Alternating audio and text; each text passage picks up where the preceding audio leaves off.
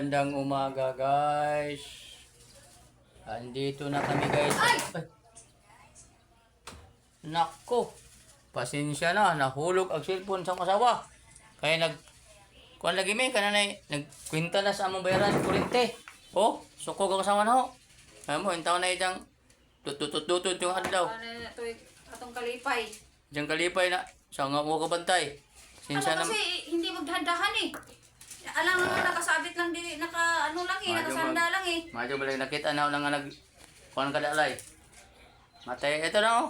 Pag lista-lista na yung tawag ka mong mabayaran na kurente ron. Oh. Kurente ug tubig. Kaya ug di na itong bayaran po lagi na saon mga. Dapat kasi magano eh. Mate suko oh. Suko lablab. Sino bang matutuwa? Huwag ka magalit lab. Eh talagang ang tao nagkakamali lang. Hindi perpekto ang isang tao. Kaya acceptable mo yan. Pila itong bayaran ng tubig lay. Mahigit 2,000.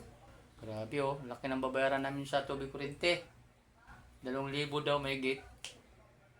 Saon naman na. Og muna kanunay. Mabuti nga karon kawraging kamay na naray. Sa una grabe jud 3,000 siguro. Mo lagi na nga. Maningkamot gid ta, og paningkamot kaya aron makabayad og kurente, kapalit og pagkaon. Ayan. 2,289.59. Naku, laki naman yan. Laki talaga. Nangati yung ulo ko tuloy bigla. Alam mo guys, yung mga bayarin natin, kailangan bayaran. Ibig ibili natin ng pagkain. Wala Bigas at ulam. Bayarin na lang muna natin yung ilaw at kurente. Imbes Tubig. mukaon ta sa hangyon ganiha, di na lamang. Wala talaga. Di lang ta mukaon sa eh. Ay, Ningkamot naman tarong palit inig kuan. kinabuhi.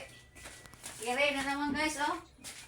Maniya mong Matay. palitod to. Imbes mo palit og No, palit tabi kuan, saging naman ngita pag ginamos na yung abaw, baka kita baka kung may ginamos ni ron guys. Kaya sana suportahan niyo yung aming vlog. Kaya kung wala kayo, wala talaga kami magagawa. Oh, daming listahan talaga guys. Ito. Ayan guys, oh. Dalawang kasing ano namin guys, dalawa ang tubig. Mao na nga. Sing kamot naman gyapon. Pamantay mahimo. Kaya di tayo pakabit og tubig, di tayo pakabit kurente. Lalo mang ma-stress tayo.